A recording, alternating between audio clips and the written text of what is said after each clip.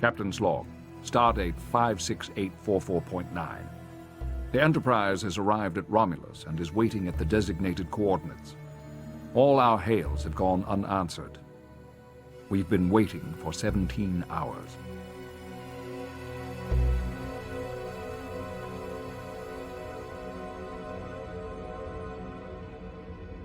On the main view screen, the great planet Romulus rotated slowly on its axis.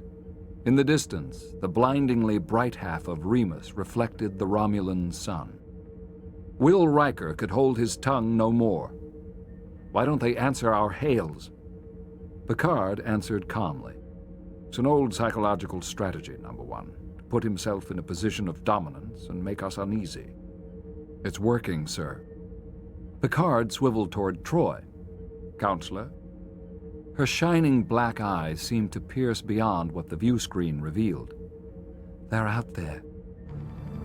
Picard rose and walked toward the view screen to gaze at Romulus below and the blackness of space between them. Shinzon, he instinctively knew, was closer than any of them could see.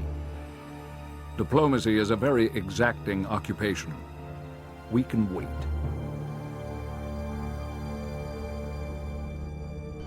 Finally, the fabric of space wavered, shimmering like heat waves that resolved themselves into the image of a magnificent Reman warbird. The ship was massive, easily twice the size of the Enterprise.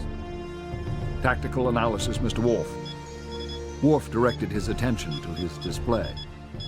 52 disruptor banks, 27 photon torpedo bays, primary and secondary phased shields. Picard's expression grew grim. She's a predator. Sir, we are being hailed. The screen showed a Reman bridge, dimly lit and elegantly spare. The being who addressed them stood rather than sat. In one hand, he grasped a scepter. Enterprise, we are the Reman warbird Scimitar. Picard had seen the images of Reman soldiers, yet the sight of a living, breathing Reman still conjured up unpleasant images, perhaps because they seemed made not of skin, but entirely of sculpted bone, and perhaps because the huge domed forehead, combined with outswept pointed ears, bridgeless nose, and prominent fanged lower jaw, was strongly reminiscent of the features of the Terran bat. It did not help matters that they were famed as the galaxy's most fearsome warriors. The captain began in his most cordial diplomat's voice. Praetor Shinzon, I'm pleased to... I am not Shinzon. I am his viceroy. We are sending transport coordinates. The viceroy's image faded and the warbirds reappeared. Riker turned to the captain, not very chatty. Picard looked confidently at his crew. Away team, transporter room 4. Then he led Riker, Troy, Worf, and Data to the turbolift, everyone relieved and energized now that the waiting was finally over.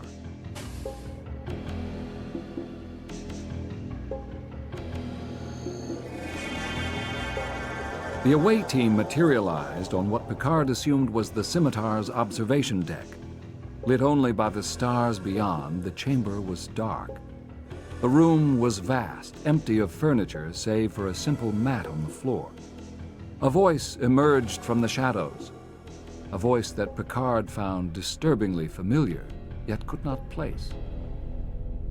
I hope you'll forgive the darkness. We're not comfortable in the light. Praetor Shinzon? The speaker moved toward them slightly. Low light glinted off Shinzon's uniform, a dark tunic that flashed a deep purple color. Picard did not show his surprise, but beside him, Will Riker shifted slightly, and Worf let go a low hiss. The praetor of the Romulan and Reman empires was a human. Captain Picard, I don't mean to stare, it's just, well, you can't imagine how long I've been waiting for this moment. I always imagined you taller. Isn't that odd? Picard got to the point. Why have you asked for our presence here? Shinzon did not answer. He had just fastened his gaze on Deanna Troi and seemed in a trance. I've never met a human woman. He advanced slowly toward her, like one reluctant to startle a rare, precious bird. Troy appeared nonplussed by Shinzon's attentions. I'm only half human. Shinzon moved even closer. Deanna Troy of Beta Z, empathic and telepathic abilities, ship's counselor. All of this I knew, but I didn't know you were so beautiful. Riker took a protective step forward. You seem very familiar with our personnel. Distracted, Shinzon ignored him and focused on Deanna. On the world I come from, there's no light, no sun. Visual beauty isn't important. I see now there's a world elsewhere. May I touch your hair? Picard intervened. Praetor, we've come to Romulus on a matter we were assured was of great importance. With great difficulty, Shinzon withdrew his attention from Troy and at last turned back to Picard. Yes, I'm sorry, Captain. There's so much we have to talk about. I would be interested to know, Praetor, what we are talking about. Unity, Captain. Tearing down the walls between us to recognize we are one people. I'm speaking of the thing that makes us the same. We want peace. Picard stifled his growing sense of hope and reminded himself of the scimitar lying cloaked for 17 hours with her vast array of weaponry. And the Senate supports you? Shinzon's tone was sear and hard as the desert wind. I have dissolved the Senate. A moment of silence passed as Picard and the away team absorbed this. Then Shinzon spoke again, as if sensing the resistance to his words. Right now you're thinking this all sounds too good to be true, and you're wondering why the scimitar is so well armed. Is this the ship of a peacemaker or a predator? But you're also thinking the chance for peace is too promising to ignore. Above all, you're trying to decide if you can trust me. Am I right? Picard glanced sideways at Troy. Despite the dimness, he could tell she seemed just as surprised as he that Shinzon had so accurately gauged the captain's thoughts. Shinzon continued. Then perhaps the time has come to add some illumination to our discussion. Computer, raise lighting 4 levels. Shadows vanished as the lights rose. For the first time, the captain could see the new Praetor clearly. Picard alone gasped aloud, for he realized that he was looking at the very image of himself, Jean-Luc Picard, at the age of 25. It was like staring into a mirror, one that reflected a distant past. Here was the face he'd once had. Here the gestures, the stance, the intonation. And he had to admit it to himself, the arrogance. Come to dinner on Romulus tomorrow, Captain, just the 2 of us. Or should I say, just the 1 of us. The Praetor calmly pulled out a deadly-looking Riemann knife and cut his arm, making sure the blade was coated with his blood. He then handed the weapon to Data. I think he'll be wanting this. Picard narrowed his eyes and held his double's gaze. Picard to Enterprise. 5 to beam up.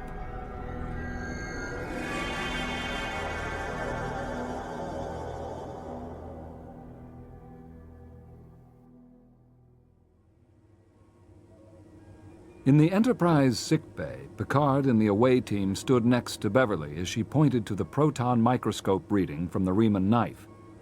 There's no doubt, Captain. He's a clone. Picard tensed internally at the news. When was he created? About 25 years ago. They probably used a hair follicle or skin cell. Riker voiced the question that was already on Picard's lips. Why? Believe me, number 1, I'm going to find out. Contact Starfleet Command and inform them of the situation. I need to know where the hell he came from. Counselor. He strode from sickbay, not looking behind him to see if Troy followed. Counselor, is he sincere about wanting peace? I don't know.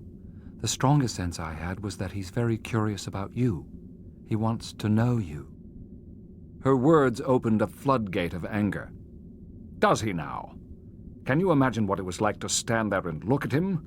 To know an essential part of me had been stolen? I felt powerless, violated. We cherish our uniqueness, believing that there can be only one of us in the universe.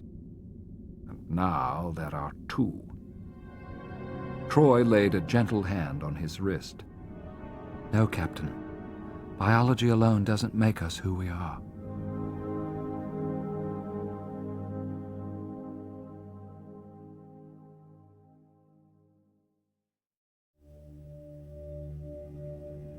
Aboard the Enterprise, it was night, but in Riker and Troy's cabin, Will was still hard at work, studying one of a series of pads scattered before him on the desk. Deanna looked on him with tender concern. He had been like this for hours, devouring every scrap of information on Riemann culture, Riemann defenses, while muttering in frustration about the utter void of data on the new praetor, Shinzon. Deanna understood Will's compulsion.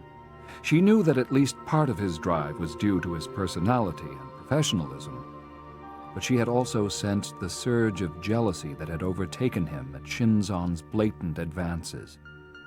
As for Shinzon, Troy was not particularly alarmed for her safety.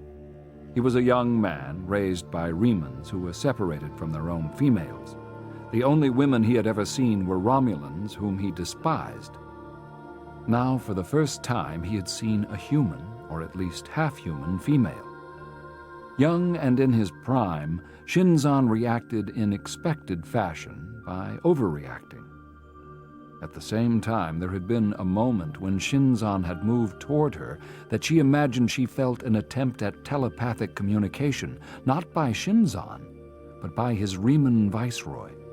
Yet the sensation had been so subtle and so fleeting, she had reported it to no one. Will, you need to rest. Come to bed. She pulled him up from the chair.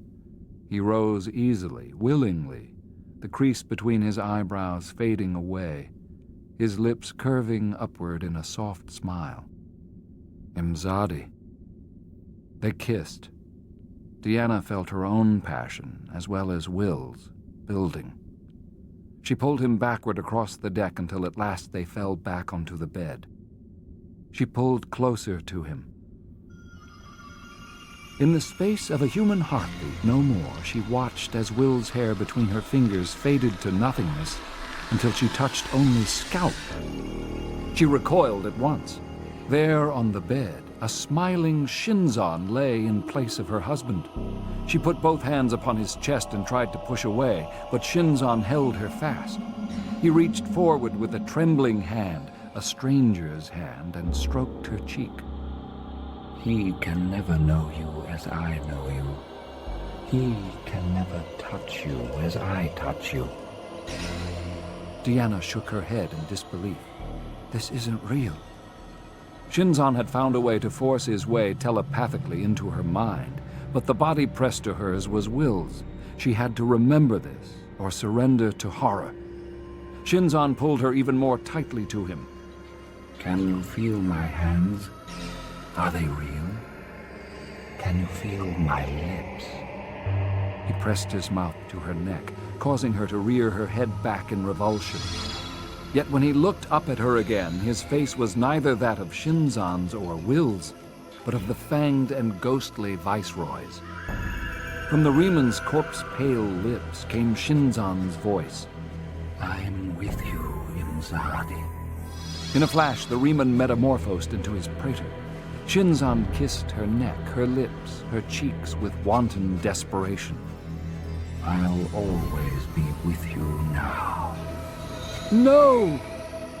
With an act of infinite mental and physical strength, she pushed Shinzon from her mind and body.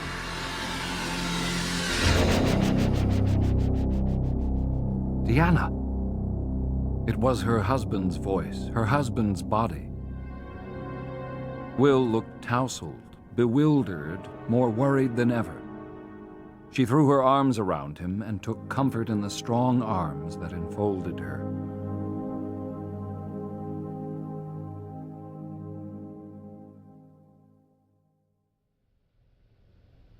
Inside the Romulan Senate chamber, heavy drapes adorned the windows to prevent any hint of sunlight from entering. At the moment, Donatra stood watching her mentor, Commander Suran, who was in conference with the new praetor and Senator Talora. Nearby, the Riemann viceroy stood protectively eyeing Shinzon. Suran was permitting himself an open display of anger, pacing back and forth in front of Shinzon. It had been decided by the head commanders that this act of supposedly making peace with the Federation envoy was pointless. Procrastination only allowed the Federation to prepare against attack. "I don't understand the reason for the delay." Shinzon watched Suran with calm disdain. "You don't have to understand. You must learn patience, Commander. Do you know where I learned it? In the dilithium mines of Remus. Spend 18 hours every day under the lash of a Romulan guard and you'll soon understand patience. Now go." Donatra began to follow the others, but Shinzon called after her. "Commander Donatra, please remain." She did as requested, turning to face him. "Yes, Praetor." "Here's a word I would like you to consider. Allegiance. It's something I demand from those who serve me." Donatra realized the praetor knew that he was in danger of losing the fleet by demanding such unquestioning loyalty in the face of his inexplicable delay. "Do I serve you, Praetor?" "Yes, and I think faithfully. Commander Suran, on the other hand, gives me pause." Donatra hesitated. She sensed a bottomless hostility from Shinzon, a hatred for her very own race, a hatred that the Empire had earned. Now that hatred threatened the fleet, and worse, her esteemed mentor, Commander Suran. Donatra would do anything to protect her people. She would do anything to protect Suran. She would happily pretend to be Shinzon's spy. She would happily do more than that to convince him that Romulans were capable of the finest emotions. She lowered her voice, made it soothing, pleasing. "Here is another word, Praetor. Trust. What must a commander do to prove herself faithful to you? What must a woman do?" She gently touched the skin of his jaw. Its temperature was several degrees cooler than her own skin. She drew in a silent breath of surprise at her sudden involuntary attraction to him. Here in this human was a sexuality long repressed, once coiled like a serpent, and now striking forth, breaking free. And like a serpent, Shinzon lashed out with considerable venom. He tore her hand from his face. "You're not a woman, you're a Romulan." Donatra failed to keep the anger from her eyes. Perhaps arrogance and emotion, not strategy, were responsible for the praetor's current delay in carrying out the attack on Earth. Shinzon gave an imperious nod. "Now we know each other, Commander. Serve me faithfully and you will be rewarded. And keep those lovely eyes on Commander Suran. At the first sign of treachery..." Donatra bowed her head with feigned respect. "Dispose of him." She moved to leave, but he called after her. "And Commander, if you ever touch me again, I'll kill you." She said nothing, only headed once more for the exit. In the doorway, she sensed movement behind her, and like any trained soldier, her instincts made her turn, wary of attack. It was the ghostly viceroy, emerging from the shadows to attend to his praetor. But something odd about the exchange between the two men made Donatra linger to watch. The viceroy put a gnarled palm firm against Shinzon's chest, then spoke to him in a low, earnest tone. It became clear to her as doors closed that the Riemann was somehow ministering to the human, fulfilling some kind of need. Just what that need was, she could not fathom.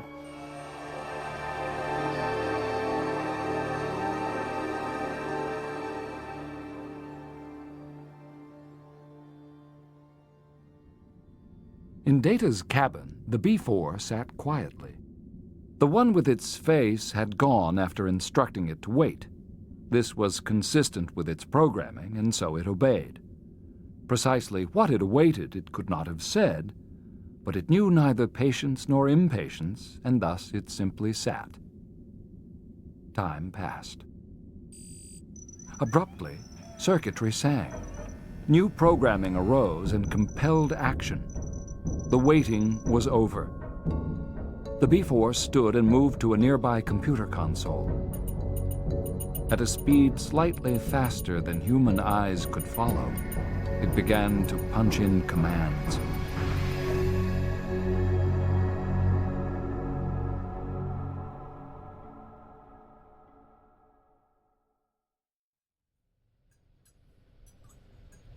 That night, Picard found himself sitting at an elegantly appointed table in one of the last places he had ever expected to dine, the Romulan Senate chamber. The cuisine had been surprisingly excellent. Shinzon had been too busy watching Picard to eat much. Without the distraction of Troy, the young human seemed truly interested in the captain. He really seemed quite straightforward and personable. He seemed eager to share everything with his progenitor, to hold nothing back. And when I was ready, they were going to replace you with me, put a Romulan agent at the heart of Starfleet. It was a bold plan. Picard leaned forward, intrigued. What happened? As happened so frequently here on Romulus, a new government came to power. They decided to abandon the plan. They were afraid I'd be discovered and it would lead to war. For a long moment, the two studied each other, without subterfuge, without defensiveness. If I had had a son, Picard said to himself, then squelched the thought. Shinzon's expression grew wistful. It's not quite the face you remember. A lifetime of violence will do that. My nose was broken and my jaw. But so much is the same. The eyes. You recognize the eyes. Picard smiled. Yes. Then the captain pursued a grimmer subject. How did you end up on Remus? They sent me there to die. Picard's question evoked painful memories in Shinzon. Unbidden, the image of his first look at Remus, Black Hell, surfaced in his mind. He had been 7 years old, a child raised by unloving government scientists, Tron and Svanna, but they had at least instilled in him a sense of purpose and pride. He would one day perform a great service for the Empire. He was destined to be a hero, to live with meaning, perhaps to die gloriously. He would be long remembered. Each season, his growth was marked by a message of greetings from the Praetor, whom he secretly thought of as father. They called him Jean-Luc. Then, quite suddenly, his world changed. One day, the boy was studying in the room adjacent to the chamber where Tron and Svanna worked. He heard the doors to the outer chamber open, heard Tron's deep voice demand an explanation. None came, only the whine of a disruptor followed by Svanna's shrill scream. Another disruptor blast, an instant of silence, then heavy footsteps moving towards the boy's room. The child called Jean-Luc did not run. He had been taught to abhor cowardice. Besides, whatever Svanna and Tron had done to displease the authorities could not possibly affect him, the Praetor's chosen. He stood small but unflinching and eyed the armed centurions haughtily. When they seized his arms and dragged him away, he shouted, "The Praetor will see you killed!" One centurion laughed aloud. "I think not. Your Praetor is dead and the new one has no use for a scrawny human." His sense of purpose thus stripped from him, the child was thrown upon a prison transport along with those who had committed minor infractions against the Empire and were sentenced to guard the miners on the planet called Black Hell. He had watched through the portal as the craft descended into darkness. The scene was straight from a nightmare. The only lighting came from torches shooting flame into the perennial night sky, revealing a desert valley encircled by mountains blacker than the horizon. Nearby stood the vast mining operation, where ghoulish laborers hacked at rocks with hand tools. I was only a child when they took me. I didn't see the sun and the stars again for nearly 10 years. down, down the depthless light shaft the human boy had ridden. And when it seemed they could go no deeper into the planet's core, the Romulan guard accompanying him opened the lift doors and brutally shoved the child out into the darkness. The boy fell, terrified. Around him, monsters, he had never before seen a Reman, tore glittering crystals from rock while Romulans stood guard. To his young eyes, adult Romulans seemed amazingly tall. The Remans stood head and shoulders above them, pale, sharp-fanged, sharp-clawed giants with huge, bony skulls. Without warning, one of the Romulans aimed a weapon at one of the monsters, whose body, enveloped by the beam's glow, turned blindingly phosphorescent. The other monsters clutched their eyes while the victim writhed spasmodically in pain. The glow ceased. The victim dropped to his knees, but he recovered quickly and went back to his labor with redoubled effort. While the amused guards were distracted, something emerged from the shadows near the boy. The Reman named the Crook. He looked down at the human a long moment, then took the boy's hand. In V'Krook's large, luminous eyes were compassion and hope, and in that instant the human raised by Romulans became the Reman liberator, Shinzon. Together they moved down the mine shaft and into the darkness. The only thing the Romulan guards hated more than Remans was me. But one man took pity on me, the man who became my viceroy. He taught me how to survive, and in that dark place where there was nothing of myself, I found my Reman brothers. They showed me the only kindness I ever knew. Shinzon returned from his reverie to the present and stared past Picard at the Romulan crest on the wall. For thousands of years, the Romulan Senate has met in this chamber and dictated the fate of its sister planet. But the time has come for us to live as equals. Picard suddenly understood. You are doing this to liberate the Remans? No race should be a slave to another. That was the single thought behind everything I've done. Building the scimitar at a secret base, assembling my army, finally coming to Romulus in force. I knew they wouldn't give us our freedom. We would have to take it. But the point is, the Empire is finally recognizing there's a better way. And that way is peace. Shinzon paused, searching his guest's face. You don't trust me? Picard thought of the scimitar, of Shinzon's nearly uncontrolled response to Troy, of the murders that had most likely taken place in this very chamber. Shinzon, I'm trying to believe you. If there's one ideal the Federation holds most dear, it's that all men, all races can be united. Nothing would make me more proud than to take your hand in friendship. In time, when trust has been earned. Shinzon's expression grew suddenly bland, unreadable. In time, Jean-Luc.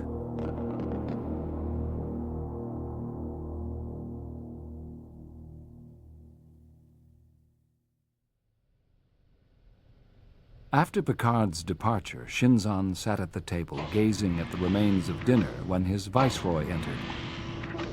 He's more gentle than I thought, and he has a sense of humor. The viceroy grew stern, parental. This was a mistake. We're wasting time. My time. I'll spend it how I choose. A tense silence ensued before the viceroy spoke again. Don't forget our mission, Shinzon. We should act now. The praetor released a deep, inaudible sigh and rose. He was human, and thus intrigued by the human who had given him life. But he chided himself firmly. My heart is Reman and must remain so. We'll return to the scimitar. Prepare yourself for the bonding.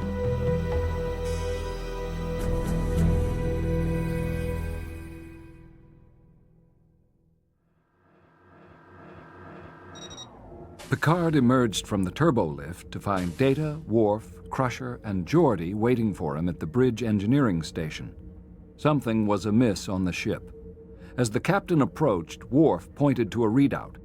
Sir, we've had an unauthorized access into the main computer. Picard frowned. Source? It was Geordi who replied. It's going to take some time to find out. The data stream was rerouted through substations all over the ship. What programs were accessed?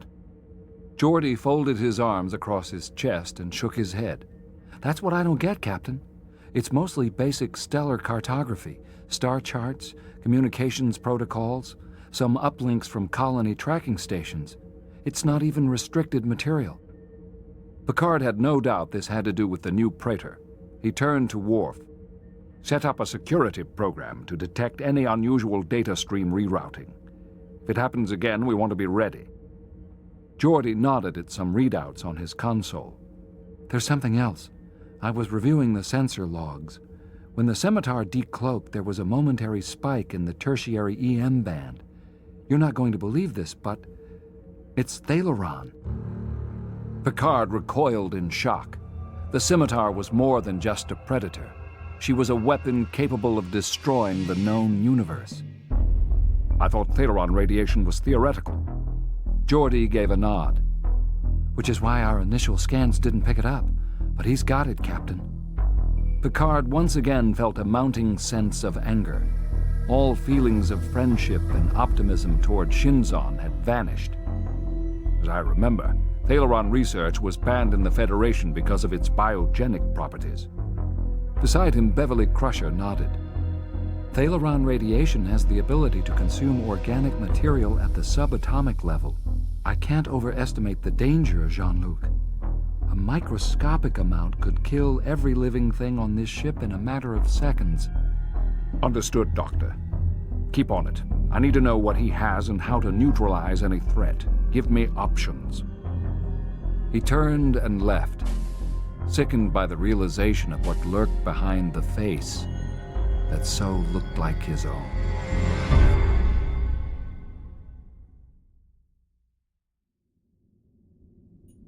Later that night, Picard sat at his desk, scanning through an old album of hollows.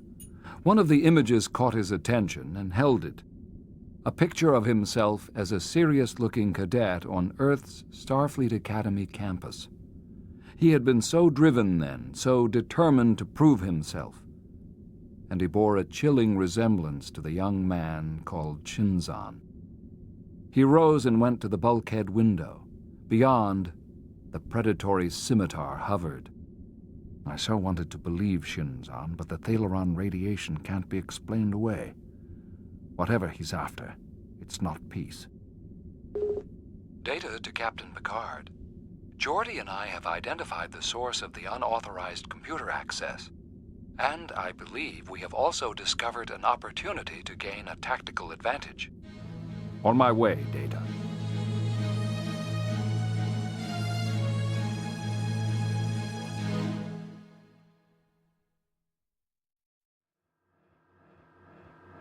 Early the following morning, Deanna Troi was alone on the turbolift headed to the bridge. It had taken her some time after the incident with Shinzon to re-establish a sense of mental security. She had prepared herself in case of a second attack by practicing old Betazoid techniques for shutting herself off. It had comforted her, and more important, it had comforted Will. But that morning on the turbolift, she was entirely unprepared for the sound of Shinzon's voice calling her most private name. Imzad. Shinzon stood before her, spreading his arms. It was another case of telepathic projection. Deanna's voice shook with anger. "You're not here." Very logical, Deanna. But your heart doesn't constrain itself to mere logic. He pulled her to him. She fought back mentally, knowing physical effort was meaningless. Shinzon was not here. He was a telepathic projection of the Viceroy. She was alone on the turbolift. Yet the image, the feel of Shinzon embracing her remained solid. He shoved her against the wall with a passion verging on brutality. I can feel your desire, Deanna. She closed her eyes. With her entire mind, her entire will, she resisted. The world around her began to dissolve, to bend, to transmute. And then she was aboard the scimitar, where Shinzon knelt before a small flame. She herself knelt across from him, but she was far taller than he. He looked so human, so small, so frail. She looked down at her hands, huge white with elongated fingers that tapered to sharp claws. The world metamorphosed back to the turbo lift. Once again, Shinzon pressed against her. Don't fear what you desire. But she had broken through the barrier once. She had seen her telepathic violator and knew it to be the Viceroy, not Shinzon. And so the arms she forced away, mentally and physically, were not the humans, but the long, ghostly ones of the Riemann. The image vanished. Abruptly, Diana was alone on the turbo lift. Trembling, she sank to her knees.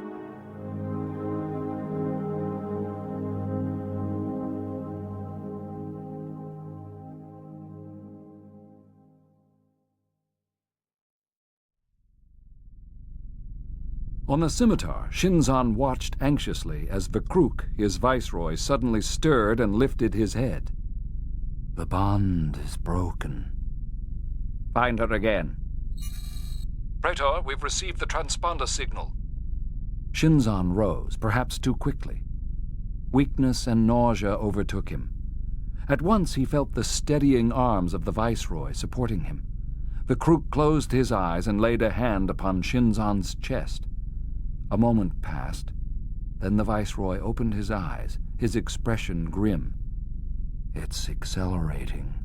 You have no more time for games. Shinzon sighed deeply. He honestly liked Jean-Luc Picard. In a perfect universe where time was infinite, he might have persuaded Picard to become an ally. He looked up at Vakruk. Have the doctors prepare.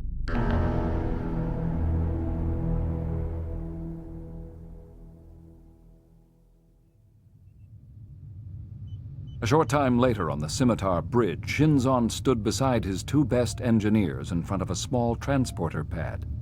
Transport. As they watched, the B-4, a perfect replica of Picard's beloved Data, materialized on the platform. Shinzon could not help congratulating himself for such a brilliant idea. Not only had the B-4 served to lure Picard closer to the neutral zone, it now possessed all the data necessary to conquer Starfleet. Triumphant, Shinzon turned to his engineers. Begin the download.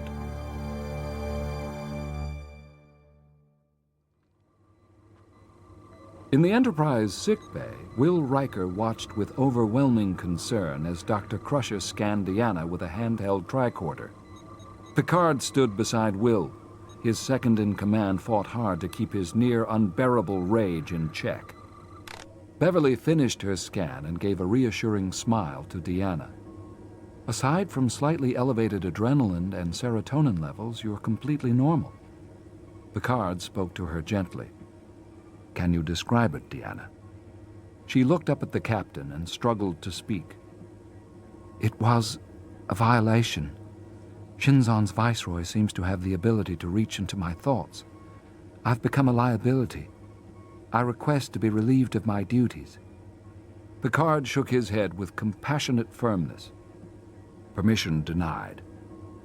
If you can possibly endure any more of these assaults, I need you at my side, now more than ever. As he spoke, the molecules in his body began to shimmer. Riker slapped his comm badge. Worf, raise shields. But it was too late. Picard had dematerialized, and Will Riker had no doubt as to where he had gone. It would not surprise him later to learn that in the instant after Picard disappeared, the Scimitar had cloaked herself, vanishing beneath the veil of space.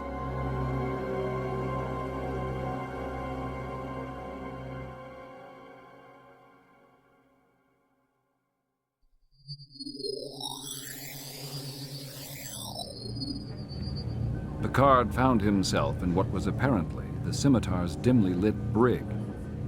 Beyond a shimmering force field, Riemans worked over a decidedly unpleasant-looking medical apparatus, a chair fitted with laser scalpels, intravenous tubing, and hyposprays.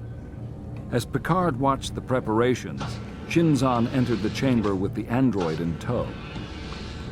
Curiously, the praetor's once unmarred face was now covered by an intricate web of blue veins. "Hello, Jean-Luc." Picard dispensed with civility. "Why am I here?"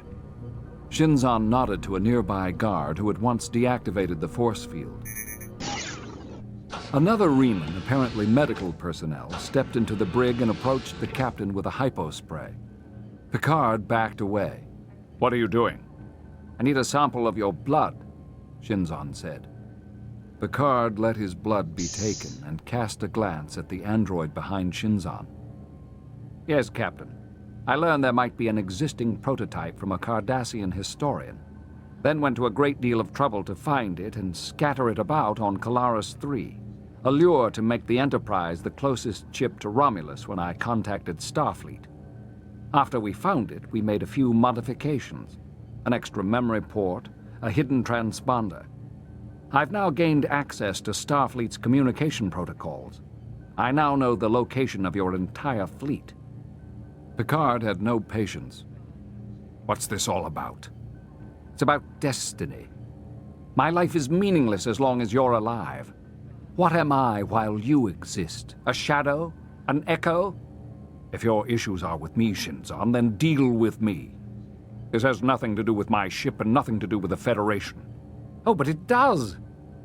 We will no longer bow like slaves before anyone. Not the Romulans and not your mighty Federation. We're a race bred for war, for conquest." Picard stared at the handsome young face, trying to understand how deeply hatred could change a life. "Are you ready to plunge the entire quadrant into war to satisfy your own personal demons?" Shinzon's fury faded slightly. "It amazes me how little you know yourself." "I'm incapable of such an act." "You are me, Jean-Luc. The same noble Picard blood runs in our veins. Had you lived my life, you'd be doing exactly as I am. Look in the mirror and see yourself." As he turned to go, Picard spoke. "Shinzon, I am a mirror for you as well." Shinzon wheeled about to face him, the pale skin beneath the blue spider veins flushed. For a heartbeat, no more, Picard sensed the young man waver and felt hope. And then the shield of hatred and arrogance went back up. "I'm afraid you won't survive to witness the victory of the echo over the voice."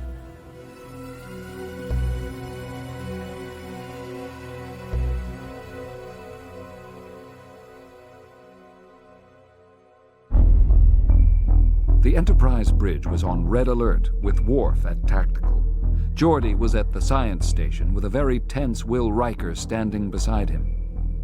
All Shinzon had to do was expose them to a minute dose of Thalaron radiation, and they and the Enterprise would melt into oblivion in less time than it took to draw a breath.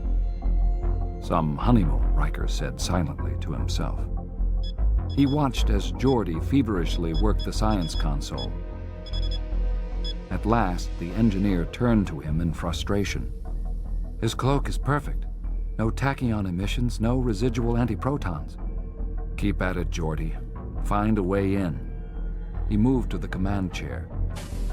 Suddenly, Beverly Crusher, pad in hand, rushed toward him from the turbo lift with an urgency that caught his full attention. He had no doubt that it had to do with Picard and Shinzon. "Will, I need to talk to you."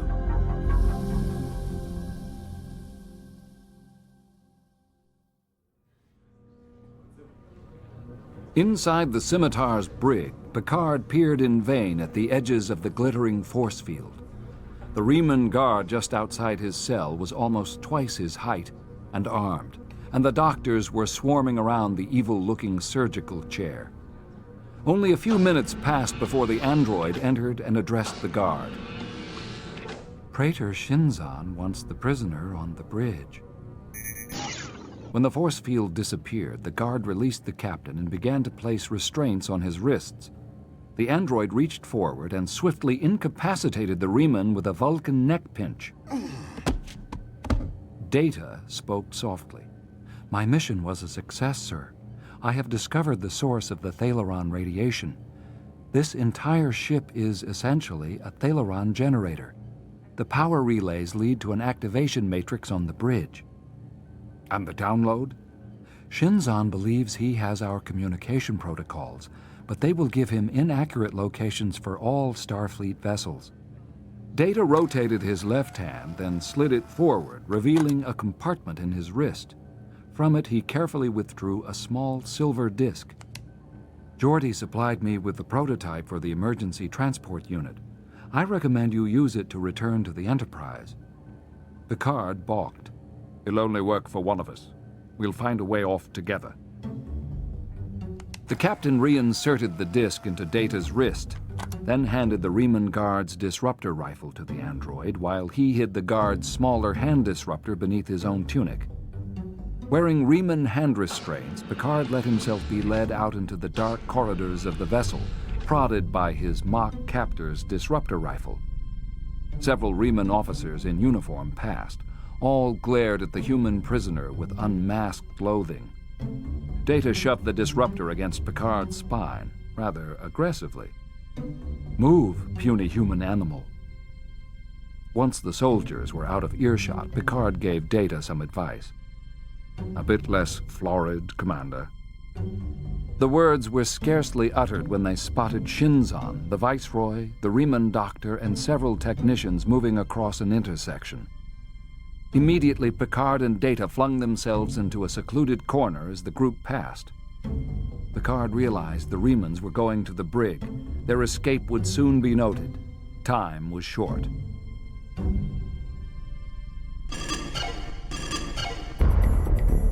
Picard and Data were making their way swiftly through the Scimitar's corridors when the klaxon began to howl.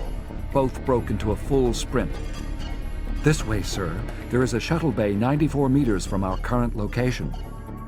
Picard followed Data down a dark, twisting corridor and came to a full stop as a group of armed Riemanns appeared before them. Without pause, Data fired the disruptor rifle, causing them to scatter. Picard quickly discarded his hand restraints and pulled the smaller disruptor from beneath his tunic. Picard and Data ducked low, then ran down another corridor to the shuttle bay door. Data swiftly assessed a panel beside the door.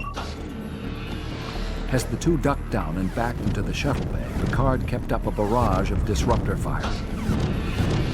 Once the door closed behind them, he fired a single blast, sealing the doors shut. In front of them stood a fleet of streamlined, compact shuttles made for two, a pilot and a gunner to man the disruptor turret. They ran for the nearest vessel as Data called out. According to the ship's manifest, they are Scorpion-class attack flyers. As Picard climbed in after Data, he could hear the Riemanns trying to blast their way in. The captain settled into the cramped cockpit of the tiny vessel.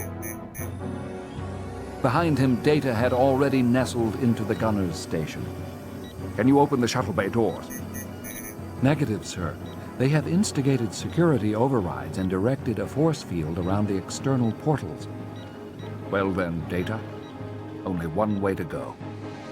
He swung the tiny craft full about so she faced the internal door, where sparks from the Riemann disruptor fire were now visible. Data turned to him. Do you think this is a wise course of action? We're about to find out. Power up disruptors.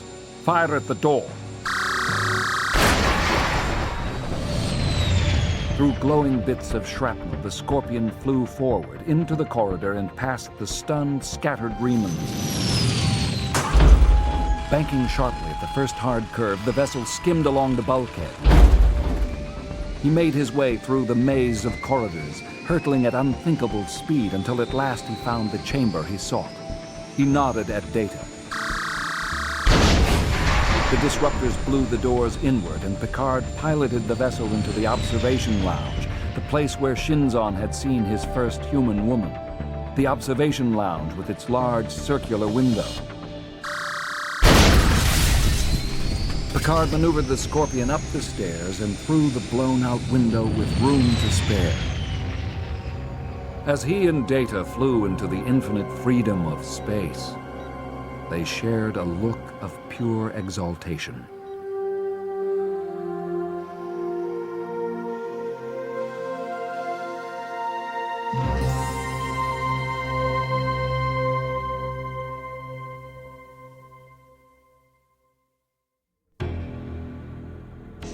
Aboard the Enterprise, Will Riker and the crew were very tense and very silent. Suddenly, a glimmer on the main view screen caught Riker's eye. It was a craft, an enemy craft, a small fighter, and it seemed to appear out of nowhere. Worf, lock on transporters. I have them, sir. On the comm, Picard's order came through loud and clear. Number 1, emergency warp. Riker was never so glad to obey.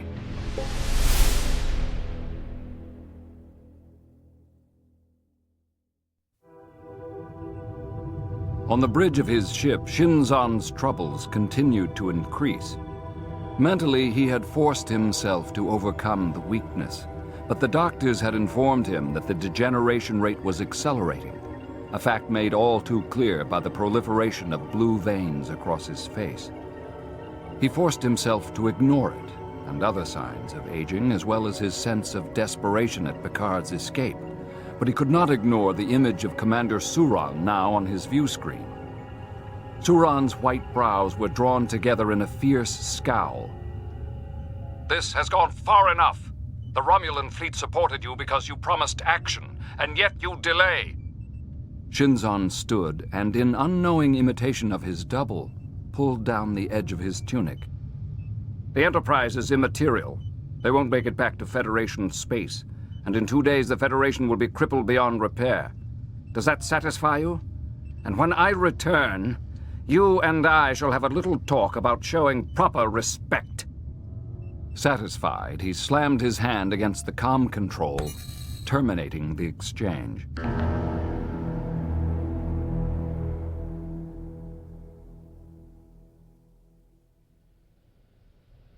In the Romulan Senate chamber, Donatra sat with Suran and stared at the dark screen, anything but satisfied. She had been correct in sensing something missing from Shinzon. His obsession with his human origins had allowed Picard and the Enterprise to escape. She broke the somber silence. Do you harbor any illusions about what he means by showing proper respect? Suran remained silent, shaken. Donatra spoke her mind at once. Suran deserved no less. Are you truly prepared to have your hands drenched in blood? He's planning Earth's annihilation, and his sins will mark us and our children for generations. Is that what it means to be a Romulan now? She turned and left Suran to ponder what she had said. She was not afraid. There was a chance he would side with her, but there was an equal chance he would side with the Praetor.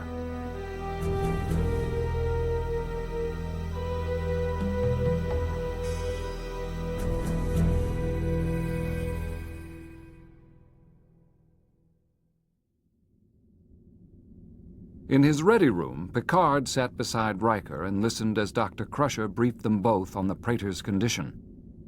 Shinzon was created with temporal RNA sequencing. He was designed so that at a certain point, his aging process could be accelerated to reach your age more quickly so he could replace you. But the Romulans abandoned the plan. As a result, the temporal sequencing was never activated, so his cellular structure has started to break down. He's dying.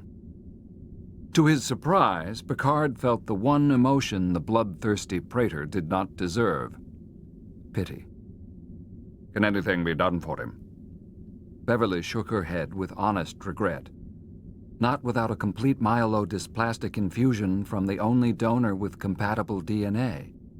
But that would mean draining all your blood. Picard considered this and came to the only conclusion. Then he'll come for me.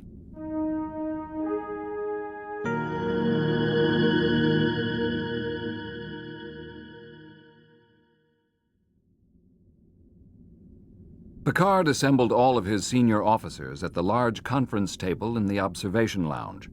The Enterprise was going into battle, a battle she could not technologically win.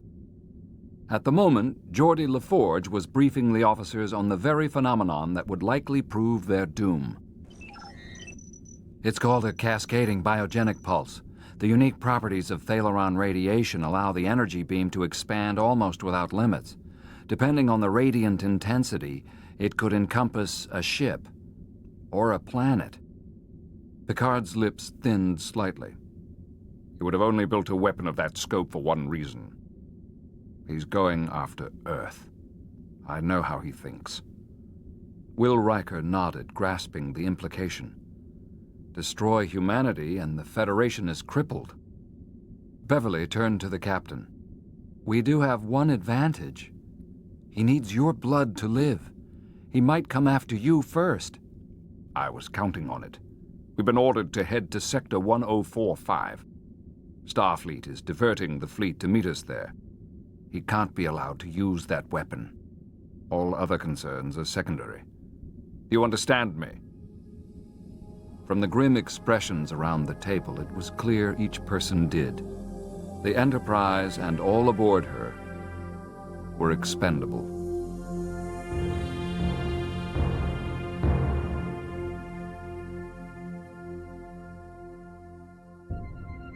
Captain's personal log supplemental. We're heading toward Federation space at maximum warp.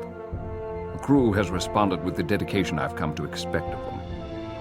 And like 1,000 other commanders on 1,000 other battlefields throughout history, I wait for the dawn.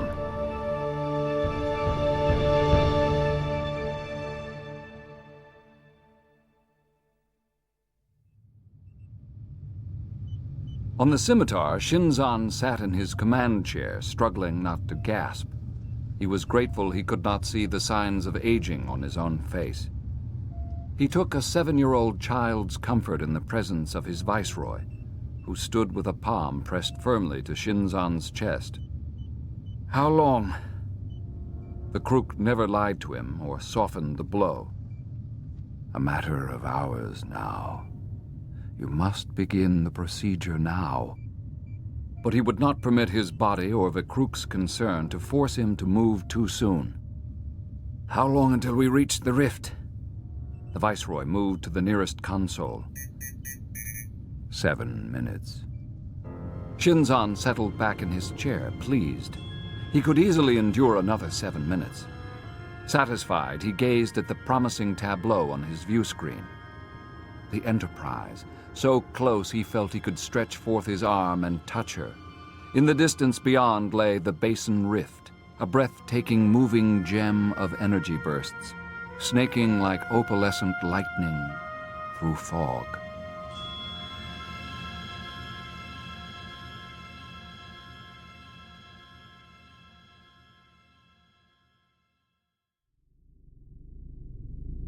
Meantime, Picard had made his way to engineering, where Data worked at a monitor displaying cartographic projections of star systems. Show me our current position, Data. Data complied. The monitor image shifted to the current sector, with a blip indicating the Enterprise. Picard took note. How long until we reach the fleet? At our current velocity, we will arrive at Sector 1045 in approximately 40 minutes. Picard quoted softly, "For now we see, but through a glass darkly." Data shot him a quizzical glance. "Sir?" "He said he's a mirror." "Of you?" "Yes." Data tilted his head, considering it. "I do not agree. Although you share the same genetic structure, the events of your life have created a unique individual. The B4 is physically identical to me, although his neural pathways are not as advanced. But even if they were, he would not be me." "How can you be sure?" "I aspire, sir, to be better than I am. The B4 does not, nor does Shinzon." Then the image on Data's monitor sputtered. "We are passing through the Basin Rift. The rift affects all long-range communications." The deck beneath Picard's feet pitched hard to one side. He watched as the warp core flickered erratically and knew that Shinzon was trying to disable the ship. Picard grabbed the edge of the console, righting himself, only to be thrown to one side again. The warp core brightened dramatically, then dulled. With a furious lurch, the Enterprise dropped out of warp.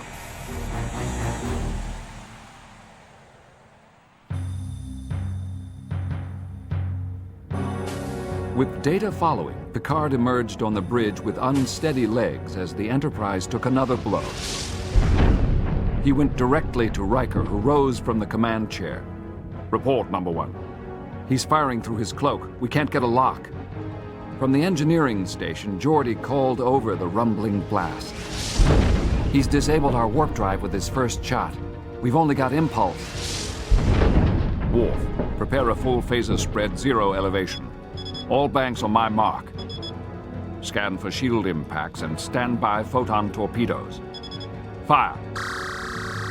For an instant, the scimitar's shape was illuminated as one of her shields took a hit. Immediately after, photon torpedoes followed. They passed harmlessly through a void where the scimitar had once been. Worf reported from his station. Minimal damage to the scimitar. Picard knew nothing the Enterprise could do would be enough. The scimitar had her totally outgunned, outmaneuvered. Then inspiration struck Picard in a way he had not foreseen. Counselor Troy, report to the bridge. Riker turned to him, frustrated. Unless we can disable his cloak, we're just going to be firing in the dark. Worf looked up from his console. Sir, we're being hailed. On the view screen, Shinzon appeared looking even more haggard but exceptionally smug. He had already decided his enemy had been defeated. Captain Picard, will you join me in your ready room?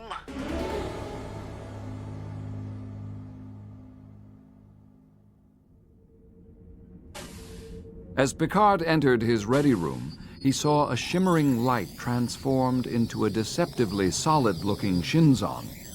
That is, until the Praetor walked through Picard's desk. You can't trace my holographic emitters, Captain, so don't bother.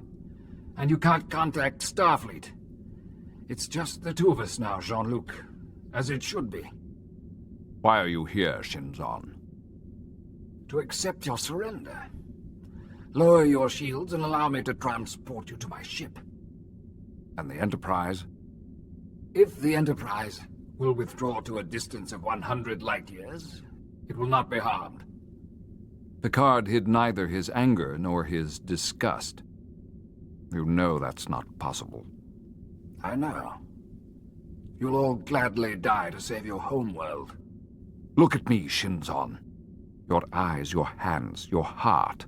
The blood pumping inside you are the same as mine. The raw material is the same. We have the same potential. The Praetor waved a hand dismissively.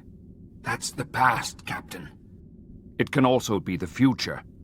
Buried deep inside you is the potential to make yourself more than you are. That's what it is to be human. There was a time you looked at the stars and dreamed of what might be. Shinzon dropped his gaze for a moment. Childish dreams, Captain. Lost in the dilithium mines of Remus. I'm what you see now. Picard took a step toward the image. I see more than that. I see what you could be. The man who is Jean-Luc Picard and Shinzon of Remus won't exterminate the population of an entire planet. He is better than that. If I gave you my life, what would you do with it? Would you spend the years in a blaze of hatred as you do now? Shinzon shuddered. It's too late. I can't fight what I am. He backed away, allowing his sadness to turn again to rage. I'll show you my true nature. Our true nature. And as Earth dies, remember that I'm forever Shinzon of Remus.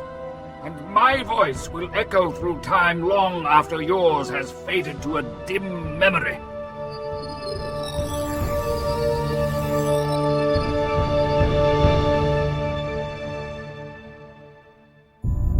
On his bridge, Shinzon strode to his command chair, allowing his fury full rein. He should have taken Vikruk's advice and destroyed Picard the first instant the captain set foot aboard the Scimitar. Instead, he had delayed Picard's death, delayed the battle with Starfleet and the destruction of Earth, all because he had liked Jean-Luc Picard and had not wanted him to die. Bitterly, he gave the order to his viceroy. "Disable their weapons!" The Riemann began to move, then stopped as another officer called out, "2 ships to cloaking, sir, Romulan!" Shinzon swung about in his chair and stared at the view screen, utterly startled by the sight. 2 Romulan warbirds now flanked the Enterprise. But this simply could not be. He had given Suron clear instructions that all ships were to await his signal to attack. They had no business decloaking here in the Basin Rift.